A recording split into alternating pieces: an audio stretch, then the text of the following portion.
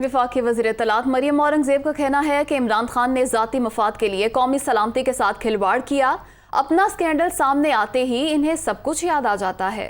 ये भी कहा कि अब आवाम को बताएं कि किस तरह 4 साल सियासी इंतकाम लेते रहे। आपने झूठे मुकदमात बनाए, इसलिए सारी काबीना जमानत पर है। मरियम औरंगज़ेब इस्लामाबाद में प्रेस कॉन्फ्रेंस कर रही थी।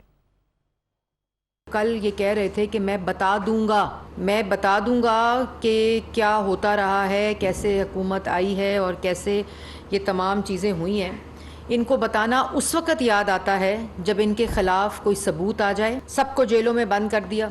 एक मैकियावेलियन रवैया था कि सबको बंद कर दो। बताओ आवाम को, इमरान खान साहब, आवाम को बताएं कि राना सनाउल्लाह के ऊपर 2 किलो हेरोइन का प्लान किस तरह बनाया था। अदारों की आर्म ट्विस्टिंग करके, FIA को इस्तेमाल करके किस तरह 4 साल सियासी इंतकाम लेते रहे। ये जो आज कहते हैं ना कि पूरी की पूरी जो काबीना है वो जमानत पर है, जमानत पर इसलिए कि आपने झूठे मुकदमे बनाए।